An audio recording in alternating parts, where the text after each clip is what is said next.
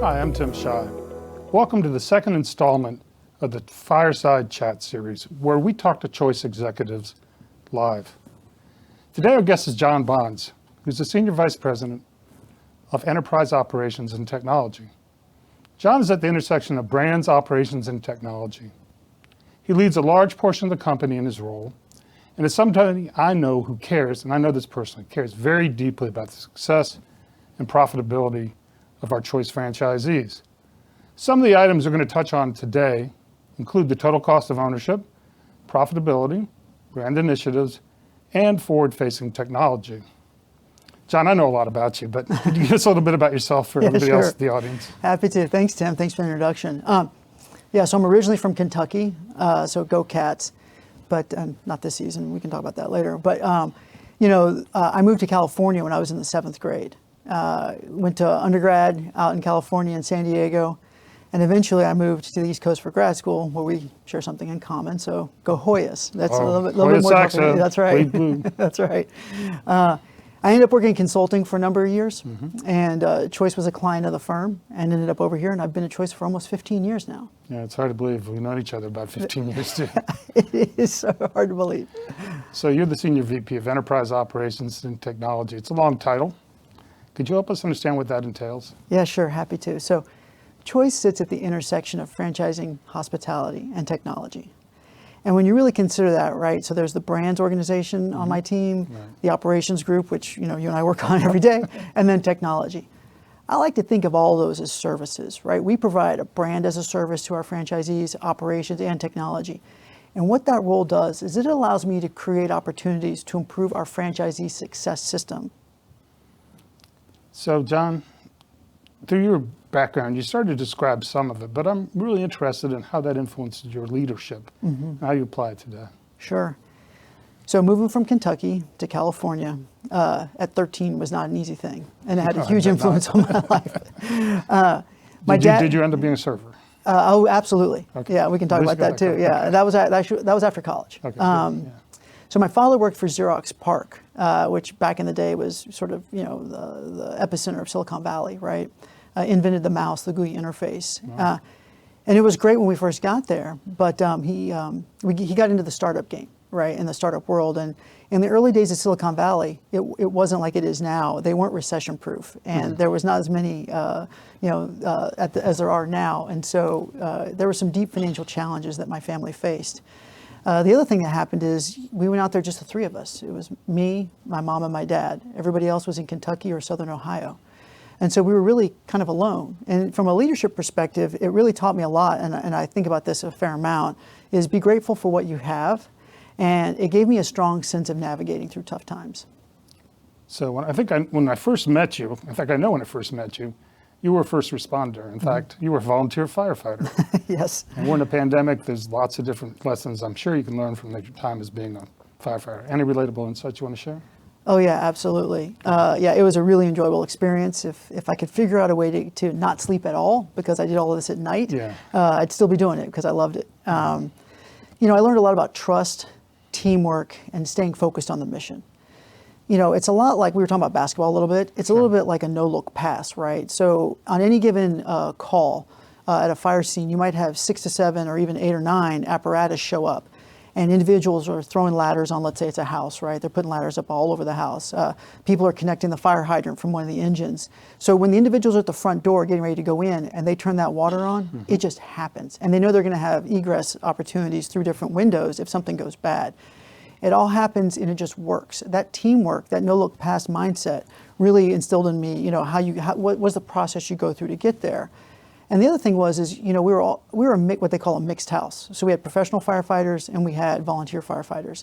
So I knew that I had to be at the top of my game because I rode with individuals who did this full time. So we trained and we drilled for repeatable processes. One of the things the story I always like to tell is we made just a wild call one time where we went down to Reagan National. In the baggage claim area, Reagan National, one of these water suppression systems had broken and it was flooding the baggage claim, which you think mostly, and a lot of people don't really think about this when they talk about firefighting, it's mostly just messy, and it's really messy, all the water and the grime and stuff like that. Well, what people don't realize is in the basement of Reagan National is the air traffic control system for the Eastern Seaboard. And so if all this water is pouring on all the electrical equipment, that's bad. Yeah. So we go running down in there, and we have to go through this whole process of, abating the water and moving all around. And, it was really memorable because it was in the middle of the night. Of course, this happens in the middle of the night, right? And I just learned a lot about working together as a team and making sure you're focused on what the critical things were. From a crisis management standpoint, and I look at all these first responders right now, one of the things I learned about being in the fire service was, make a decision. Sometimes you might make the wrong decision, but you got to make a decision and you got to trust your team. Interesting. So we're at the vaccine, the second round, PPP money. Mm-hmm. There's a lot, optimism starting to creep back.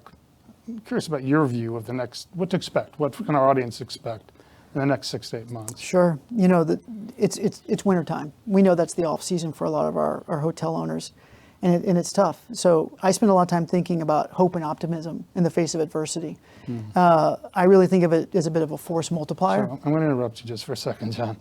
Okay. Another personal insight. I don't know Okay. if I think you're willing to share this, but you're a cancer survivor. Can you share a little bit about that with us? Yeah. So yes, 15 years cancer survivor. It actually happened right after I joined Choice, about 5 months after I joined, and you know him well, Patrick Simrola, Sure. who's now our Chief Human Resources Officer at Choice. He wasn't in that role at the time, but he came down to my office. He was working in human resources, and he said to me, he goes, "Look, you got a lot to deal with. You got a lot to focus on. Senior leadership knows what's going on. Take care of yourself. You're gonna get through this." That kind of support, I'll never forget it. And it was dark, right? There were some grim conversations, unfortunately, I had to have with some medical professionals. But what it does is survivorship is all about tenacity, right? And it's really about advocacy too. I learned a lot about those two things because honestly, at one point, if I hadn't advocated for myself, I don't know what would have happened because the doctors weren't listening to what they were reading one thing, and I was saying, I'm not through with this yet. I need you to go deeper and find out more. And that ended up telling us when I relapsed that, hey, this is actually a problem. And so it made a big difference. So advocating was a big thing. So, hope, optimism, focusing on getting through it and looking at what's going to be on the other side of it. That's what I tell, our franchisees, that we need to get through to the summertime when things are going to be better, when the vaccine is more prevalent. And, there's a book I read that one of the characters, they talk about just inching through the darkness to the daylight. And I think that's really important right now is we got to just get to that summertime when things are going to be really good. Well, that's a very applicable story, and we're glad you made it through. Thanks. So focusing a little bit on the business now, what can our franchisees expect from Choice for the next few months? Sure. Yeah, I love that question. We've invested a lot through the pandemic in our partnership with the franchisees. And I think, part of the reason why we did that is because we have some of the best field people in the industry. They've been helping our franchisees get through the pandemic, and they're going to continue to do it as we get over to the other side. You may not know this, but once they announced the latest round of federal support for financial relief, our field team has contacted over 75% of our owners already. So think about how long ago that happened, and now pretty quick, right? So a lot of these programs that the federal government has, we know that franchisees haven't taken advantage of them in their entirety. They need to. Reach out to your area director. They can help you fill out the forms. They know what to do. They've been doing this for a while now. They've got it down. Yeah. And then the other thing they can do is go to Choice U, right, for these resources. We're going to send out a link about it, but there's also on Choice U, our pandemic relief website has all kinds of information that's been updated. Every time new information comes out about federal relief programs, we update it. So those are the things I would say franchisees should really take advantage of right now. John, you and I have been in this industry for a while, and we've seen some downturns and some recoveries. Yes. What should franchisees be doing now to capitalize on the recovery? And when it comes, how can they be ready? Okay. So when the pandemic hit, we all had to pivot. We know what that was like. So we had to quickly adjust to a new environment. That meant adjusting the programs, the services that we provide. During the summer, we had to do something different. We're the only national hospitality brand advertising during the summer. Right. We led franchisee advocacy with our associations, right, with our partners in the associations. They were right with us. Right with us the entire time, and with franchisees. And Let me just tell you as a quick anecdote. Yeah, sure. One of the most surreal moments of the entire pandemic was calling, another person on the team, Tim Tobin, who leads our openings and Choice U team, Right. and telling him, hey, Pat's meeting with the president in 2 hours. We need to gather some additional information on SBA loans. I mean, those are the kinds of things you didn't think you'd be doing, and here we are. And he did. He hit that right. Oh, he nailed it, right? It was fantastic. And what did this pivot taught us is that we were able to outperform the industry by over 20%. So now it's time to pivot again. And Curtis and the team, the area directors out in the field, we've talked about this. We've got to be ready. It's crucial that you maintain your staffing levels through the downturn so that when the demand comes back, you're ready to be really busy, because I think everybody's out there saying once travel demand comes back, it's going to be unlike, we've heard about this in countries that have a better handle on the pandemic. Right. Travel's come back very strongly. And as guests come back, one of the things that we've talked about before is you've got to make sure your hotel is clean and you're meeting their expectations in that regard and maintaining positive guest relations. I hear what you're saying, but it's a little tricky. How do you strike the balance between protecting brands and, of course, the franchisees' investments at the property and in the brand with the hardships that many have faced due to the pandemic? It's not easy. We made a lot of changes to the programs. We talked about them, and you helped make a lot of those changes. Yeah. At the same time, we have to balance those changes with the investments we've made. So, you and I have not been coming into the office as much. It's great to see you. Not very often. It is good to see you. But when I came in the other day, we had the stack of mail that comes up. I actually got this letter right here. And usually when we get some of these letters, they're maybe not as always positive. And so I opened up the letter because I want to read it and find out what it was. It was from a guest. And, in this letter, this guest says here that, they write it to share what a wonderful experience they had at one of our properties. And they reference the Comfort Inn in St. Clairsville, Ohio. I had to look that up. That's actually right outside Pittsburgh in Ohio, kind of where West Virginia and Ohio and Pennsylvania all kind of meet right there at that section. And they had an outstanding stay. And in the letter, they actually say, I've stayed at Comfort before. I would describe it as adequate.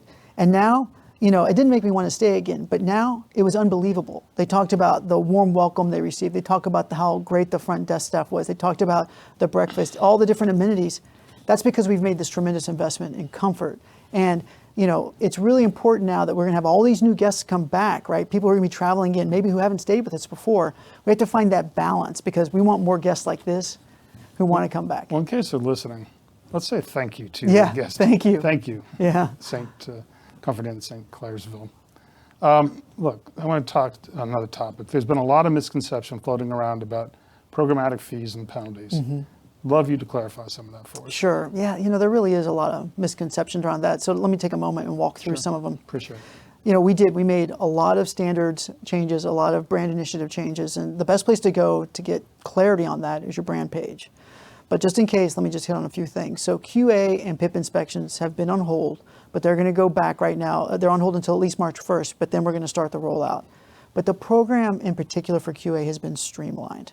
There's shorter inspections. They're focused on cleanliness and condition, and we've reduced the brand standards they're only really related to our Commitment to Clean initiative. So I just want to make sure. So the standards are related to cleanliness initiatives. Right. And the focus is on cleanliness, which are the two things that we mentioned you need to be ready for. Right, exactly. Good point. Yeah. And the other thing you're going to want me to kind of hit on here and talk about too is LTR isn't a component. Right? For 2021, we decided the LTR was not going to be a component for QA. And I want to make sure that's clear. Good. Because that seems to be one of the ones when you and I talk to franchisees that people say, wait a second, is it or isn't it? Guests are still going to receive surveys, but there won't be penalties associated with those surveys if they become if they come in below the LTR standard. Now, the one thing I do want to say is as guests are coming back, we need to take care of the guests. So Absolutely. The guest relations and reputation management fees and penalties are still in place. So make sure that our franchisees are addressing those is really important. That said, if it's directly related to COVID, we're going to waive those fees for those stays. And the last thing is, trying to be mindful of different expenses is, as you know, we've postponed convention until next year and offset some of those. I can't wait till we're together again. Yeah. I love convention, just me meeting too. everybody. You do too, I know you do, because we talk about it all Yeah. the time, but I think it's the wise thing to do given the environment. And I'm sure the franchisees appreciate the cost savings as well. Mm-hmm. So talking about cost savings, managing costs will continue to be a top priority for our franchisees. It always has been and will continue to be. How does the pandemic change things moving forward? What impact do you expect on cost to the franchisees going forward? Yeah, well, I'm very passionate about total cost of ownership, Yes, you are. and we talk about ways to identify additional savings. So The pandemic really pulled 5 years worth of change into about a year, right? With especially around technology, but other components as well. One of the ones that we really needed to focus on, in addition to all the expectation changes that guests have around brands, is breakfast. It's a very different standard right now for hot breakfast. Guests are, it's just, the buffet is out, right? That is something that is pre-pandemic, and now we're trying to adjust to what that's going to be. We're still evaluating the future, but right now, we know that the current program that we have in place delivers tremendous cost savings. And we expect some of those cost savings to stay in place after the pandemic because we just know that this model works, right? So we think, based on our research, that hotels on average at an 80-room mid-scale hotel will save around $40,000 a year with the new program. It's got a reduced menu, it's got simplified preparation, it's flexible in its presentation, and most importantly, because this is a huge driver of cost, is it has lower labor expenses. Yeah, that's true. Yeah. One of the other areas that we're making changes, and I really hope that our franchisees that are listening and watching take advantage of, is the housekeeping upon request program.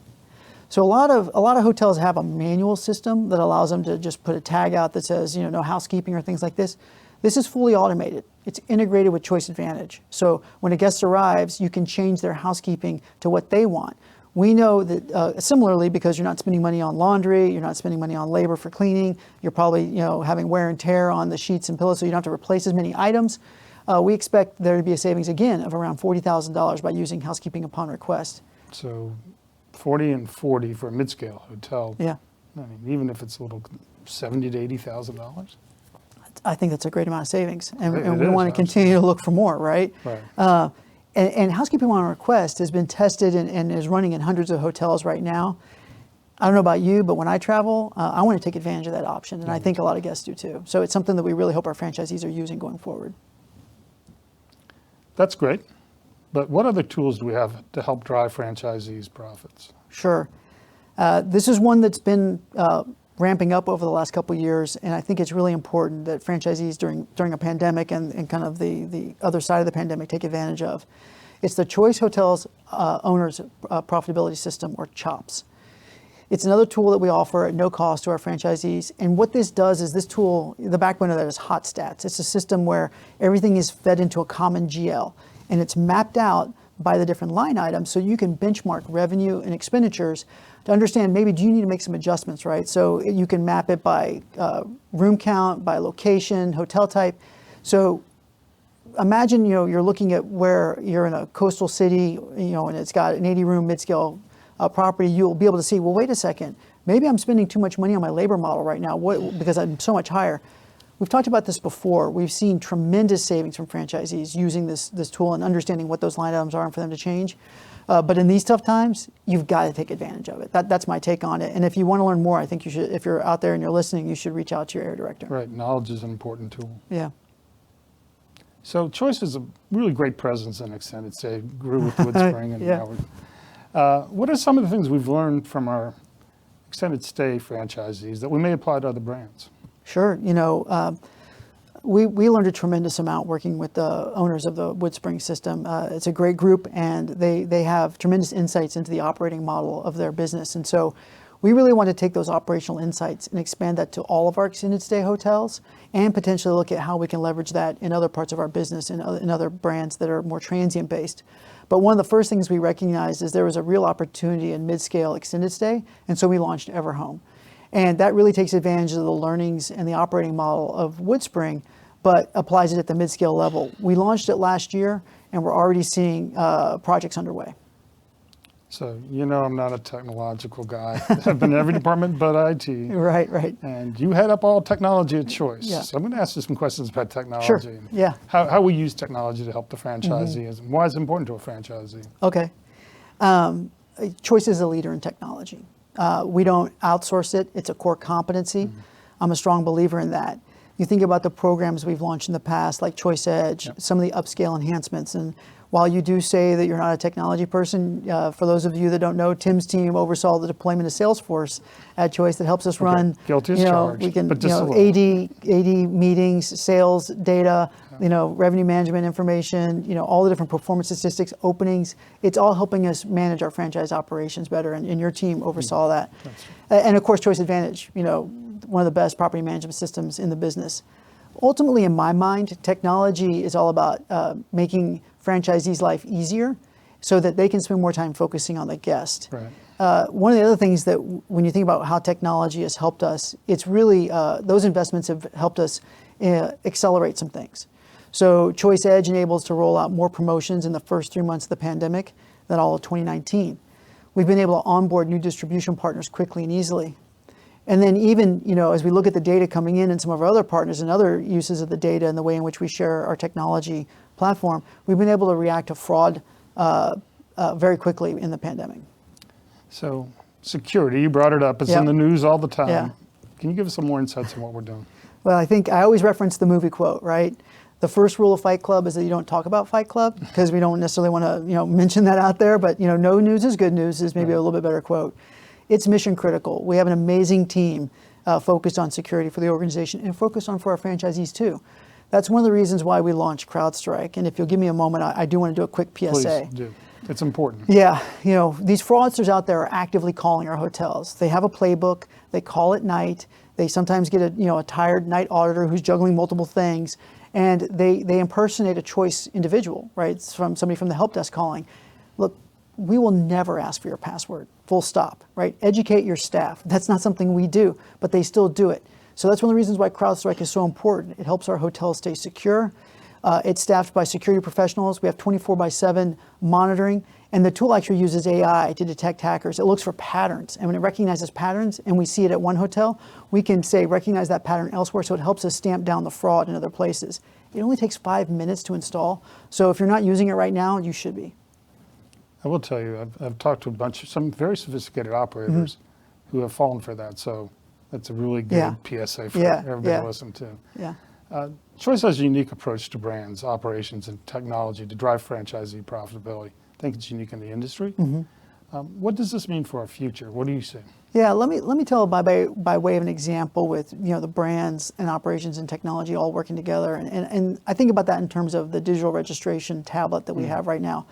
So it's currently in pilot. Right. Curtis and the team, the area directors, they're looking for folks who want to register early. We're going to be rolling it out here in first quarter. So if you're interested in doing that, please reach out to your AD. They're accepting reservations right now for people who want to participate in the pilot. We've remote installed it with franchisees, so we know that process is working well. Think of it as a self-check-in at a kiosk at an airport, but it's really at the front desk. It's a tablet that sits right there at the front desk. It speeds up the check-in process, so the hotel staff can spend more time focused on guests. And it really helped. I really think that in the future, because you can put a brand logo on it, you can put wrappers around it for the brand colors. But in the future, as we get it more widely adopted across the system, there's a whole host of other uses I could think of, around elite recognition, enrollment, other things to say, hey, do you want to add some details about your hotel to the reg card too? So it's a great tool, and I really think it'll be successful as it rolls out in its deployment. Great. Do you have some other examples you can share with us? Yeah, so everybody knows about the cloud, right? And we've been working with Amazon for quite some time. We won an award for that. We did. It's something they call a beacon partner, right? So it's a little bit more internal to Amazon, but because of how much we've adopted with the usage of their AWS, their system, their web services system, they recognize us as on the cutting edge of technology, and they've been a great partner with us. The team out in Phoenix, they've really brought a lot of their engineering team out to fully bolster our support and help us. Like they come and help us, right? They're a great partner. But that's helped us understand consumer trends. That's helped us look at pricing and promotional opportunities. I mentioned the fraud patterns with CrowdStrike, so there's some sharing of data there. But that cloud technology allows us to do things with big data that we've never been able to do before, and we're going to continue to do as we roll out some new systems and enhancements in the future. I'm going to pause there though, because I know you're having other executives come in and talk, and Robert McDowell is going to be here soon, and I know he wants to talk about Choice Max and the big impact it's having on driving top-line performance at our hotels. So this is the last question, and it's actually my favorite question of the group because it's fun. What's the next big thing you're thinking about for Choice? Yeah, I'm a sci-fi geek. I love that stuff. And in science fiction, they talk about this term convergence, right? So it's not just one technology, as technology is accelerating in different areas. So it's accelerating with machine learning and AI. It's accelerating with big data. And then the other is 5G technology. those technologies converging creates a lot of opportunity for us. So in the future, right now we're using AI and machine learning in the back office systems, but in the future, we're looking at how we can use that for franchisee-facing systems to improve channel management, to improve guest relations, to improve, rolling out those promotions we talked about. And 5G on property will be, a game changer too for our hotels as all that real-time data comes out and we can provide more monitoring to say, hey, maybe we need to change the housekeeping model. Maybe we need to do things differently with the data we've got on housekeeping upon request. So the convergence, I think in the near term is something we're gonna have to really look out for because it's gonna really accelerate how we can improve franchisee operations in the future. Sounds exciting. John, thank you for speaking with us today. And to all that tuned in, also thank you. I really appreciated your blue sky opportunities and really what struck home is the message of hope and optimism for better days yet to come. Stay tuned for our next Fireside Chat coming up in March. We look forward to seeing you again soon. And as Pat likes to say, you're in business for yourself, but not by yourself. Thank you all. Thanks, everybody.